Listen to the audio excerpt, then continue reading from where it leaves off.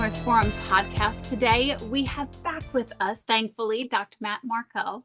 We had an incredible conversation last time, so the link to the previous conversation will be in the show notes. And our conversation recently revolved around wealth and financial education, leadership, and the importance of helping people build not just income, but lasting financial success, which obviously the man is an expert at. He's also a TEDx speaker, an executive leader, and the author of The Anti-Preneur, which also will be in the show notes, of which is also on the screen. Thank you, Matt. He is someone who is known for bridging the worlds of career growth, entrepreneurship, and wealth creation. Now, today, we're going to be shifting gears a bit and going deeper into the person behind the work. We're going to be talking about story, purpose, impact, philanthropy, and the journey that brought him here. Matt, it is so fantastic to have you back. Thank you so much. Lenora, thank you so much for having me. This is such a fun forum because we get to go deep on things. We get to talk about things that I'm very passionate about. And is what I understand from the audience, they really love this program. So it's a joy to be back here. I'm super excited. This is the highlight of my week. So many good things. Mine too, absolutely. So jumping right in, before your executive roles, before the TEDx stage, before the book, before your leadership positions, who were you? Who was Matt? So that's a great question because you start building over your career. You start building these different aspects of your identity. And one of the reasons people get in trouble a lot of times is they attach too much of their identity to their particular role, right? So if you live and breathe to be the VP of something, then if you lose that job or that company goes under or you retire or whatever, you're going to really struggle with that identity aspect. So it's an interesting question because you start really looking like, well, what is it like? What was it like to be me before some of these other more outwardly visible things appeared? And when you think about it, what really has driven me all along is this idea of making things better. Okay, so maybe that comes from being an engineer, but even before I was really an engineer, at least before I graduated with my undergrad, I've got many degrees in engineering. Probably got too many degrees in engineering, but I've got before I even graduated with my undergrad, I was looking to make things better. So, for example, at my fraternity, and I don't know, maybe 20 years old, 21, something like that. I was an officer for several years in the fraternity, and the one that I had the most fun with was the role was, I believe, called scholarship chairman. I was the vice president at one point also, and but the scholarship chairman was really cool because I was kind of nerdy, geeky, and I had good grades. But I looked at that and I was looking at what the previous scholarship chairmen did, and some of them didn't do anything. Basically they just it was like just something to put on their college resume. But for me, I really looked at it as like, well, what are we really trying to do? We're trying to make sure that everyone who's going to this engineering school gets the most out of it, and their grades reflect the intellect of that person. A lot of times, almost everybody is smarter than their grades show, right? So we want to try to bridge that gap a little bit. And one of the things we used to do was people that were on academic probation, which means your grades fell below a certain level. The previous thing that had been done for years and years and years in the fraternity was they would say like, okay, well, now you got to go to study hall and you got, X hours a night, you got to sit in this one conference room and study. And I thought about that a little bit, and I thought, well, that doesn't work for some people. That's just clearly not going to be useful for some. So what I did was when I was scholarship chairman, I met with every single person who was on academic probation or on the bubble for that. And I kind of looked at their situation, like, why is this? Is it, well, I was one tough class, or, oh yeah, I was in a lot of sports and I've kind of gotten rid of that, or, yeah, shoot, I'm just not really cut out for engineering. So we would look to help them get a new major or whatever. But basically just looking at this and saying like, instead of just saying, put them in the study hall or go study in a conference room, let's look at the situation to make it better. My first company after undergrad, I changed the way we did analysis. We were doing a lot of analysis on very complex radar guided missile.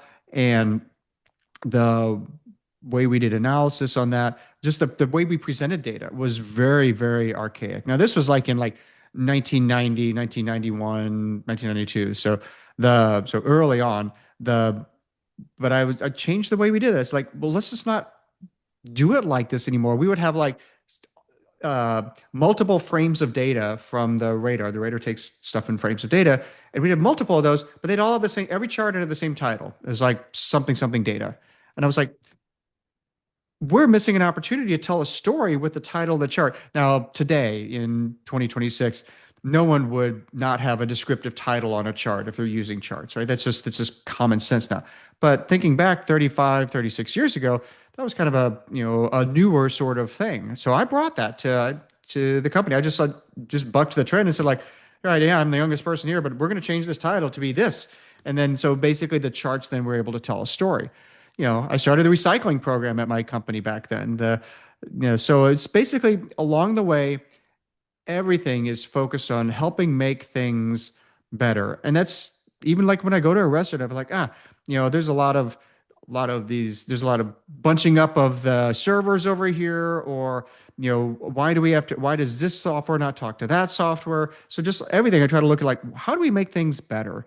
And Lenora, that concept of making things better has really been the underlying foundation of basically everything I've done.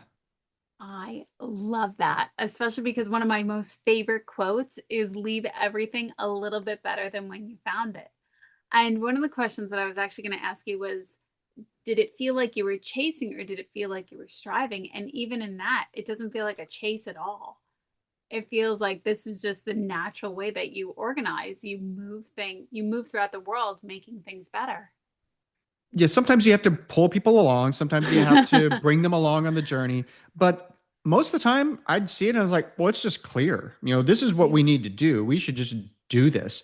And then you find all the historical reasons why you may not do that, and most of those are typically not really strong reasons. There's some sort of lethargy or inertia that's in the system. And sometimes there are good reasons, like, well, you see, if you do that, then this group here will get really mad, and you haven't met them yet, but they'll cause a big issue like they did back in the 1870s or whatever the story is then. So there's sometimes some reasons why my idea of how to make it better may not be the right thing. But most of the time, it's really just been there's some amount of inertia in the system, and things are okay, and they tolerate being okay. And I just don't like doing that.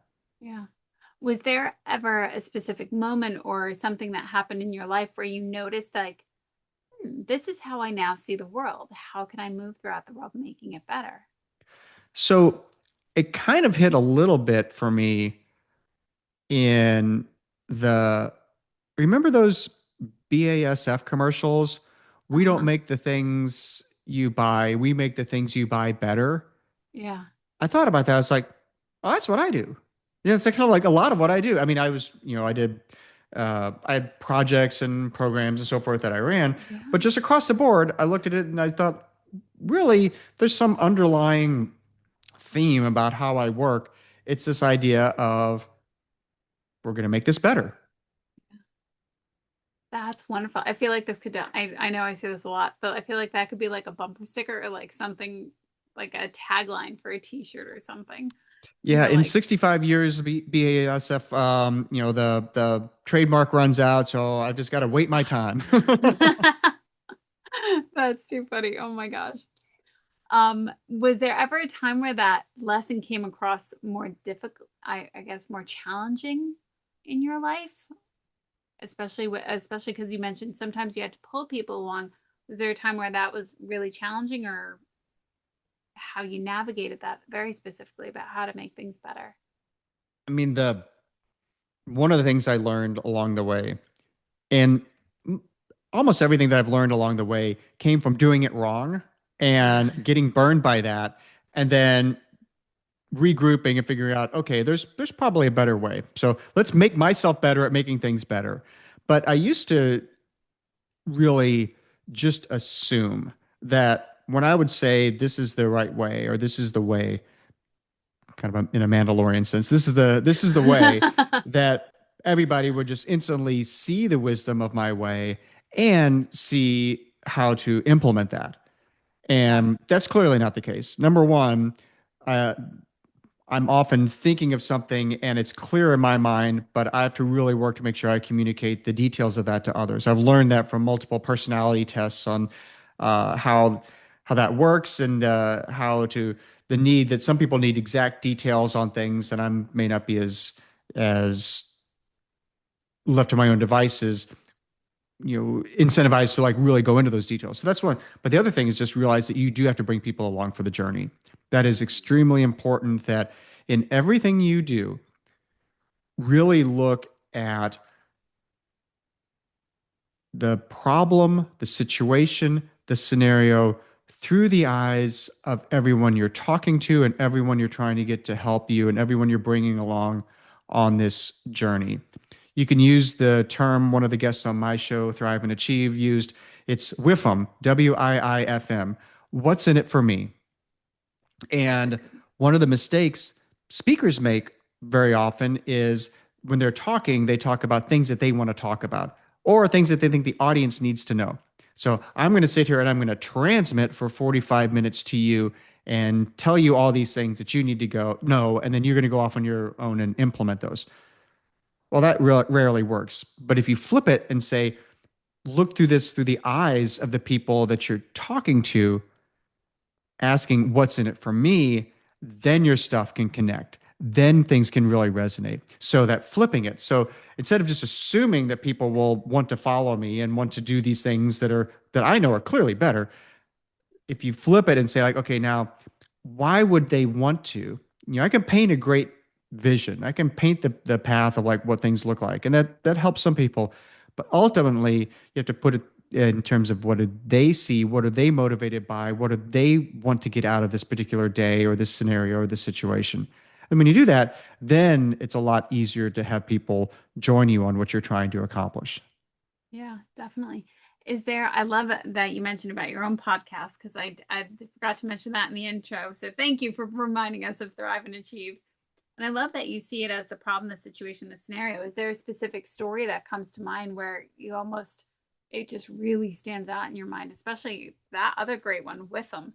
What's in it for them? That is a brilliant acronym. So thank you for that one too. So I can't take credit for WIFM. If you look back in the Thrive and Achieve podcast, one of my really, really awesome guests was Frankie Kemp.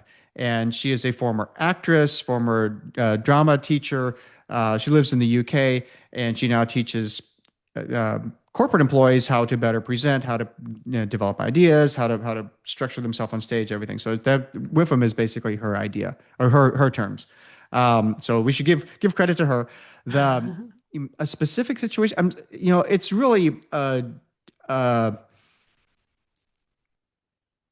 it's a progression of getting better at bringing people along. It wasn't like there was this one situation where, oh, think about what they want. It was really just a continually getting better at that Yeah. and taking the time to pause and think and be your best self on how you're communicating to others and do it and then bring those ideas forward as opposed to Yeah. just like, oh, well, this is the way, this is what we're going to do. Let's go.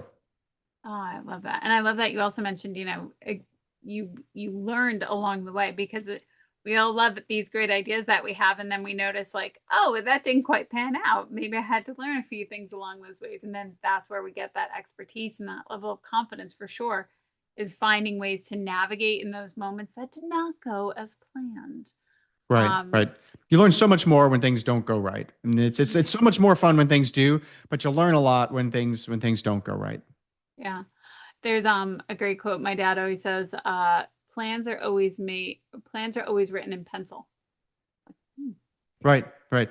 And what was the famous phrase? No plan survives first contact with the enemy. So Ooh, that's a good one too. See, now we just need a running list of all these great quotes that we keep finding.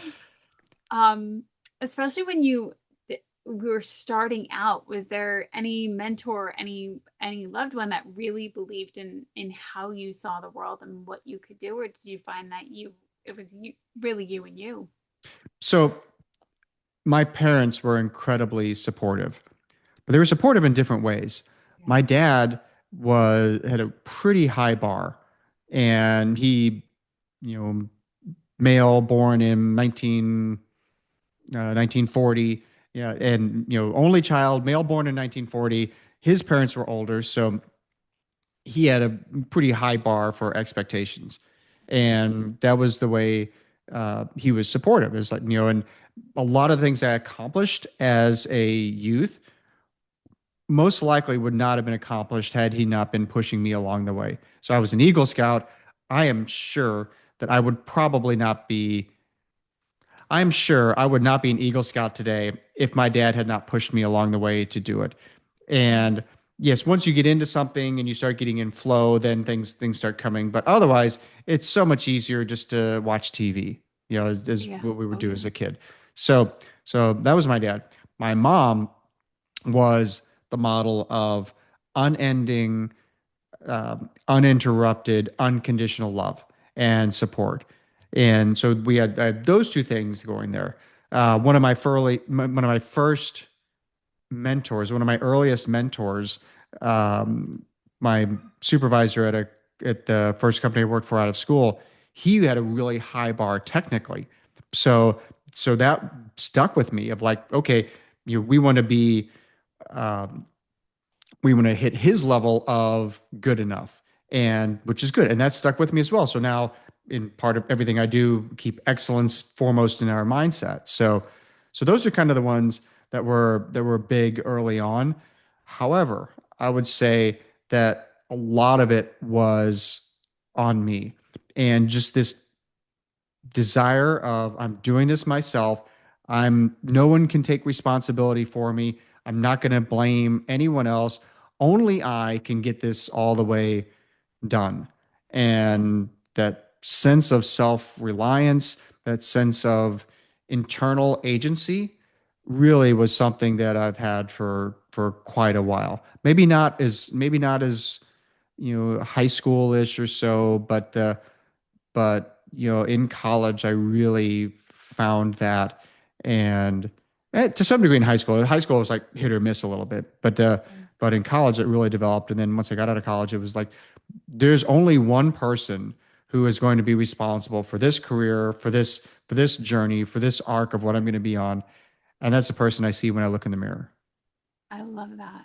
That is really, really powerful. And I'm so glad that you did have people in your life that were supportive. That is fantastic. Were there other experiences that led you, especially toward the mission around wealth and financial education? Because I know that is definitely one of your many areas of expertise.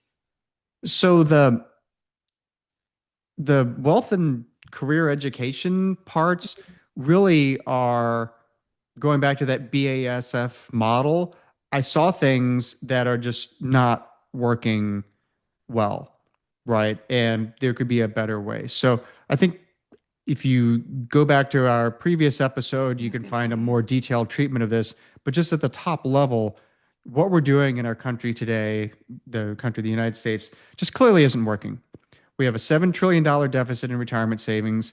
And some people think that really, when you do the numbers correctly, that's more like a $28 trillion deficit. But even if you stick with that $7 trillion number, that's more than the US federal government typically spends in a year. So mm-hmm. that right there, I was like, ooh, that's a whopper of a number. That's a seven with 12 Yeah, zeros it's like hard to after it. grasp. Yeah. I was doing a podcast once, and I was writing that number out, and I didn't plan it appropriately. And I started writing the seven, and I was trying to fit all the 12 zeros on, and I ran out of space, and it ended up like writing down the side of the board, trying to Yeah. get all the zeros in. Um, so $7 trillion deficit. The Yeah. median net worth for those in the 55 to 64 age bracket, which is kind of like these are the people that should have the most money, right? The most money in our country today. This group of people net worth, their median net worth is about 365 grand, including their house. So what are you going to do if you're, let's say, 60 years old? You got another 25 years of life, and you've only accumulated 365 grand to get you through that. That's just a divide by zero. Two out of three households lives paycheck to paycheck. one out of three households making above $200,000 a year lives paycheck to paycheck. So what we're doing just clearly isn't working. And I had some situations where some people that were very close to me, I found out that they were having not money troubles like they can't pay their bills or they're out blowing money on crack cocaine or Mm-hmm. gambling or something like that, but just had not accumulated the wealth that they should have had at this point in their career. Yeah. And it was troubling because the people that I saw doing that were brilliant. So I like to think I'm pretty smart. But these guys, the one individual I'm thinking of, I mean, don't tell I him. I'm not believe going you to tell his mentioned name. him Yeah, in the first podcast we talked about it. yeah, he's just did it to see someone who's that bright and not have spent some time accumulating the wealth. So that's what kind of got me into it. It's to make things better and through the concepts of clarity and ownership. And if we think about understanding where we are, what we're trying to do, what we're trying to accomplish, who are we, that provides the clarity. And then the ownership of the situation. You can't abdicate your financial responsibility. The concept of a 401k where you set it and forget it, like the Ron Popeil Showtime rotisserie chicken cooking thing from the 1990s, which was really cool, by the way. That was an awesome gadget because I had one. The but if you set it and forget it, Yours for 1999. it was more like a couple $100, but it's the uh, but that ownership doesn't come from abdicating your financial responsibility. And then we talk about habits. What are the habits that people that are successful financially have, and how can you adopt those in a James Clear Atomic Habits? Who do you become mindset, which is why we talk about clarity and knowing yourself so much in the very beginning. So that's what Yeah, we're trying to do. I love that. Especially when people look at your work and even the Anti-Preneur book that you so beautifully have written. What do you hope that people learn aside from money, beyond money? So again, you learn about yourself, but you learn about yourself in ways that are useful. So I wrote a article recently on LinkedIn, and it came from this conversation I was having with a guy who does coaching, and he's a good friend of mine. He does coaching, and he's got a couple of different programs that that really work together well, and sort of like a Reese's peanut butter cup, the chocolate and the peanut butter. She's got these two programs that he puts together, and that's kind of what he does as a personal coach. And we were talking about different things, and we were talking about aspects of things and what do you learn through some of his programs and so forth. And because I was helping him develop his USP and some compelling aspects for him to go market this.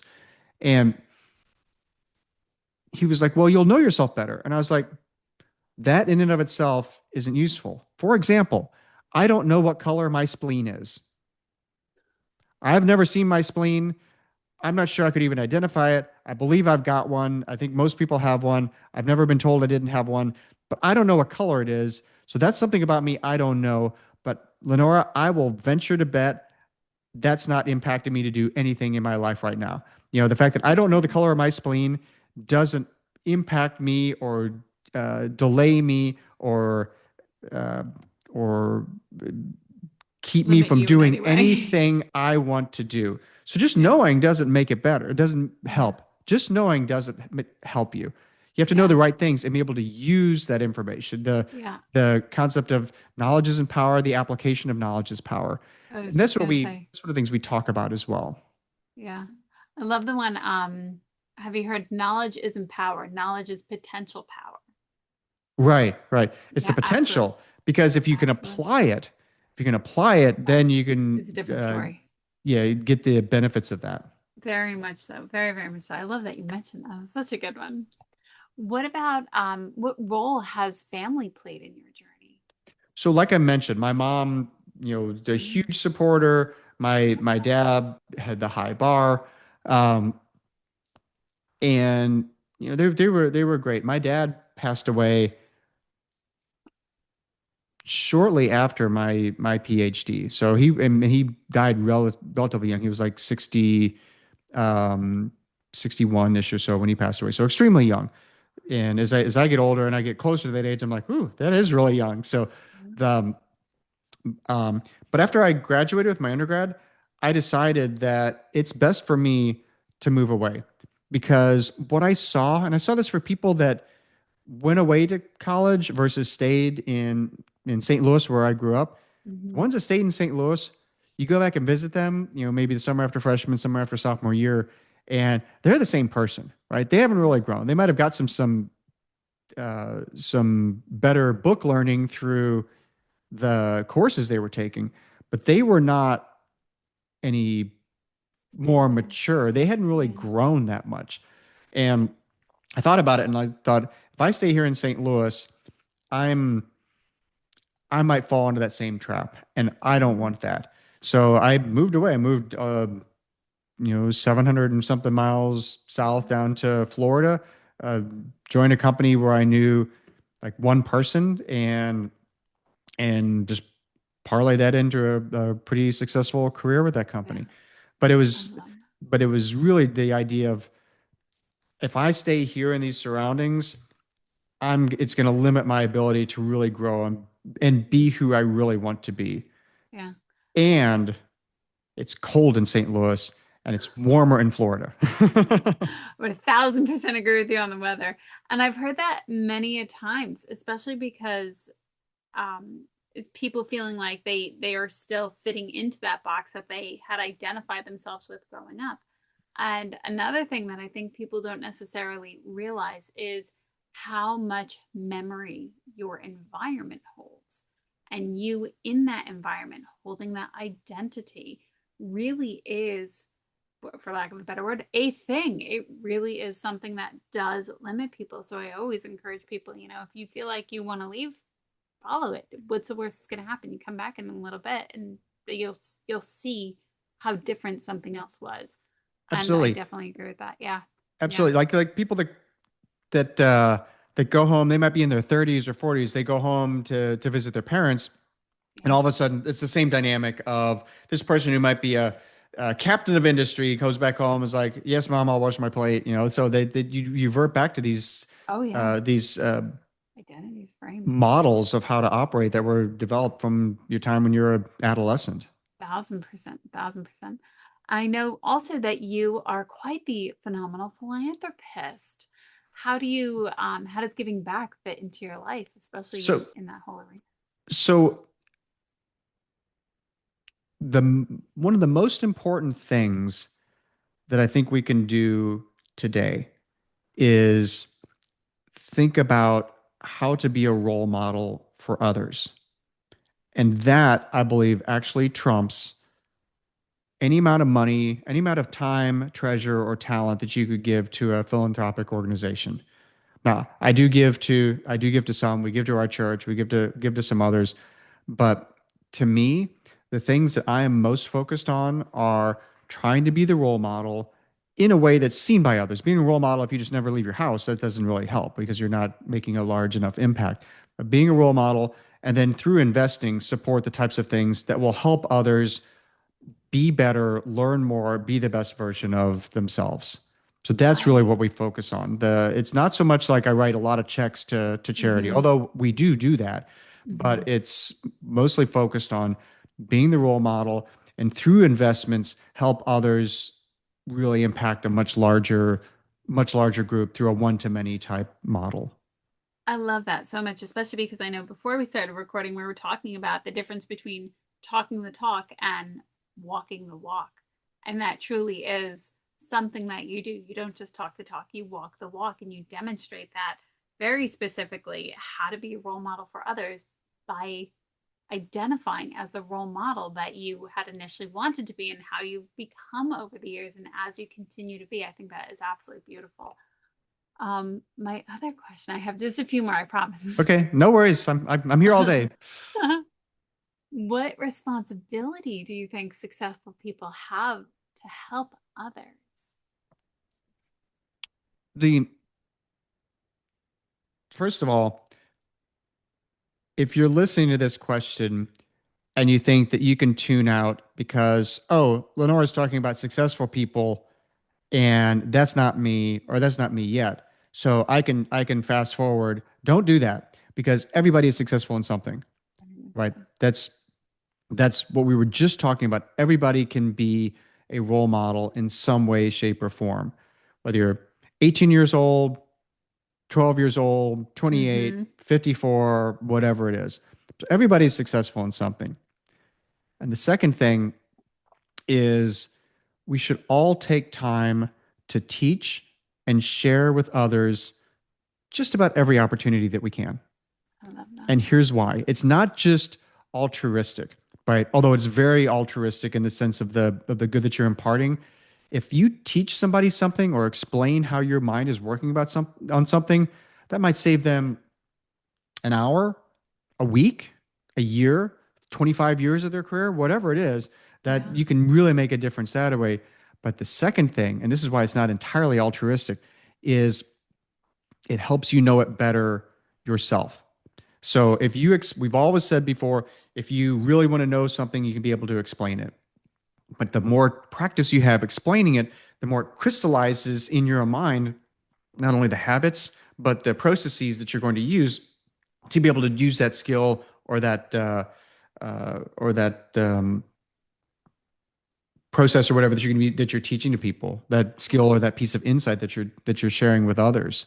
So that's what I really think about, when you help others is, A, everybody's successful, and B, take the time to share things with others. And as we go more and more down the idea of AI, and people more separated and just sitting at their computers running agents and all this, sort of um, dystopian ideas that some people are putting out there on Substack and other platforms. The the concept of human connection is going to matter more and more and more and more. And the it's been part of my manifesto for a while, the idea of, you know, never pass up an opportunity to be kind or lift someone else up. But I think now more than ever, it's extremely important to keep doing that, to keep finding the ways to connect with others. Definitely. I love that you had mentioned that, especially we're all the way back to the beginning of the question when you said people fast forwarding, oh, that's not me. I agree with you wholeheartedly. People are successful in something. Everyone is successful in something, and to teach it to somebody else, I think is such a beautiful way of giving and also receiving that acknowledgement of, hey, I am doing a good job. And the only thing that really ever stops us is that judgment of like, no, that doesn't count, or like, no, that's not good enough. Like, you could suspend your self judgment. How different would you move throughout the world? And how differently would you share with other people? I love that you mentioned, yes, you're giving it to somebody else, you're giving them that insight, and you might be saving them a day, an hour, a month, a year, 25 years, whatever it might be. But also, you're reinforcing that you are completely capable of sharing and of teaching other people. I think that's so beautiful. Um, so even leading into that, because oh gosh, there's so many gold things in there. What are you most proud of that most people might not see?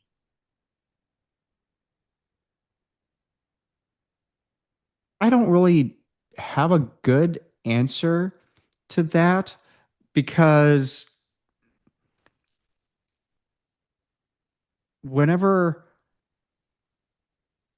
we start thinking about that, we start thinking about impact and legacy and so forth. That's a good point. And and and I'm definitely not done. I mean, we're doing stuff now. We got stuff to do after that. There's going to be stuff after that. And and I don't know. I'm just the At the end of the day, I'm a guy who's trying to make things better, and and the ability to help people along the way and bring people along, and lift up others. That's just kind of the MO of what I do. Yeah. So I'm very proud of that. Actually, I could be very proud of that. To me, it's just like that's just the way we operate. So it's like I'm very proud of the fact that I breathed all throughout the day today. Well, it's just that's just how we operate. So I don't, Yeah. I'm not going to not do that. That's just that's part of Yeah. who I am. So That's why I struggle with that question a little bit. It's like the things that I just feel like they're second nature to do. No, it's I guess I could be proud of, but I don't think of them yeah, as being proud of because they're yeah. sort of just the way I'm wired and the way I've been, taught to go about life. That is a beautiful point, especially because one of the things that I think of, especially when I listen to how you share, how you teach, but also even navigating the world of how you make things better, I think a lot about the thought flexibility and the time and the energy that went into having your thoughts and being flexible in your thinking, but also in the resiliency of maybe that might not be the most effective way. And I'll think about the feedback this person had shared with me. And we don't necessarily think of that. You're right. We don't think of that as I achieved this because it's so a part of us. And when I had asked that question, then when you had responded that way, I was like, that's a really good point. And I don't know if it's something that you might even be aware of, unless if you had a conversation with your younger self and you sat there and you shared with them like, hey, we start to think of really cool ways, and they're like, what are you talking about? And you try to explain it to them because it really is just something so natural and it comes so naturally to you, but because you've cultivated it for so long. Yeah, very cool. For one of my final questions, is there a legacy that you're hoping to leave? So, like I mentioned, I'm nowhere near done. We got a lot of stuff that's planned. But when we think about legacy, and again, this is kind of a mental self-introspective question too. To me, Mhm, there's kind of two types of things we think about in terms of legacy. And it's the legacy from those who knew you personally mhm. and the legacy from those who don't. Yeah. Okay. So for the people that don't know you personally, your legacy looks like resume type things. Mhm. Right. So, oh, he was the CEO of this, or he's the VP of this, or Yeah. he's the inventor of this, or he's the whatever. So, yes, I've got patents and I've been CEO and I'm C-suite in multiple. I've done all those sorts of things. Yeah. I'm not really looking to for more resume building things at this point. Yeah. So when we think of legacy, I'm not going to be the president of the United States. That's that's just I have no desire to do that. Mhm. The and so there's certain things that I just don't feel the need to do, and we're optimizing for a different set of things now. So Mhm. for me though, the yes, we're working the building out the Anti-Preneur program. We're working to help really increase education for the 93 million Mhm. professionals that are in our country today and that are suffering from all the financial things we talked about earlier. So, Mhm. yes, we're trying to push hard on that. And I want that to be successful because I want that to be something that can endure long after I'm gone or after I'm off doing something different. And to do that has to be a successful business. So yes, I want that to be successful from that standpoint. But for me, what I'm really focusing on now is more of the legacy for people that do know me.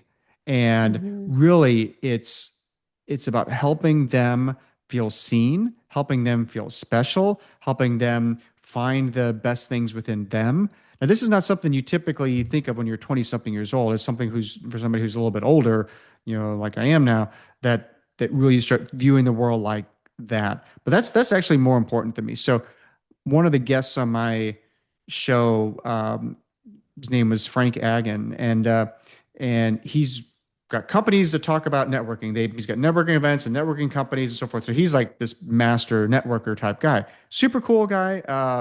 Great, great individual. Lots of tips on networking. And when we talked about it on the show, many people, especially engineers, like a networking event, this is going to suck, but there's an open bar. That's what's usually going through people's minds. So you balance off the high fat, high carb, high salt food, and open bar with it's sitting around, oh, what do you do? Oh, what do you do? So, Yeah. but he had an entirely different spin on it. And his spin on it was not about going in there and just, listen to people drone on, but Mhm. imagine you have something that you need to share. Not something that's going to benefit you, but some piece of insight or information or a connection or a kind word or something that you need to share with someone else. And if you don't go to this event and impart that on three people, then you're being selfish. Yeah. And I was like, well, that's a great idea. He calls it the cloak of invincibility, not Oh, invisibility, like a Harry yeah. Potter sort of thing, Yeah. but invincibility. Like you go in, you have to share this insight with somebody else. And that's your role like a superhero.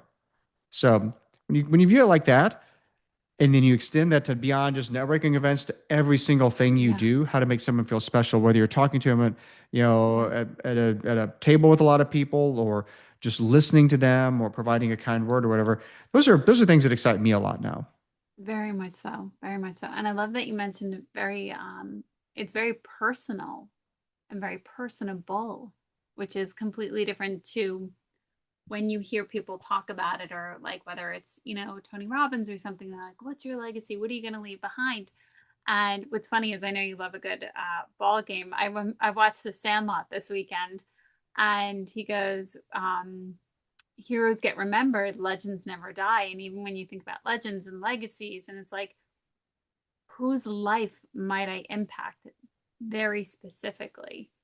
And that I might even know about it. Whether I know about it or not, that's one thing, but that I might know about it, how different that feels to people, because you know for sure that they're having a better experience in life because you were able to impart, whether it might be that like golden nugget of wisdom, like the many that you've shared on the last podcast and this podcast, but how differently they'll navigate the world just from that of what you shared. And I love the cloak of invincibility. That is beautiful. That's that idea of there's no closed loop Yeah. on the good that we put in the world. Right. That's the thing. Yeah. You don't get the feedback that like, oh yeah, this one thing you mentioned to me changed my day, and that change by changing that day, I was able to Mm-hmm. accomplish this, which led to this, and which led to this, and this, and that's why I cured cancer, or whatever the Yeah. thing is. There's no feedback loop on that, and I think Mm-hmm. that's when we That's realize beautiful. that and embrace that, Yeah. and just realize we have to put the good in the world, knowing that we won't know how these seeds actually germinate and Yeah. grow into the plants or trees or beneficial things that we think that they could. We just won't know. So you have to put them Yeah. out there in the world, realizing that you're not going to get the feedback on that, Yeah. which is a little bit sucky, but it's just the way it is. And when you think about like to help overcome the suckiness aspect of it, think of all the time somebody said something or did something for you that really changed things a lot. And ask Yeah. yourself, did you actually go back and then tell them hey, by the way, when you smiled and waved at me in the car the other day, that changed everything about that day, which changed this, which led to that. We don't typically go back and tell them that, Yeah. right? So we don't close the loops either. So we shouldn't get upset when others don't close the loop back with us. So, but still put the good out there because Yeah. it can have like these exponential, these 10x or 100x or 1000x um, returns on the investment that you make. Very much so. Oh my gosh. Beautiful words of wisdom and insight. Matt, thank you so much for spending time with us here today. Is there anything else that you'd like to share with our listeners? The the future's in your control. Every time I autograph a book for someone, I always write that quote. Your future is in your control. So, Yeah. if you're thinking about, hey, maybe I need to get some insight on finances, or I could use somebody to bounce ideas off of on your career.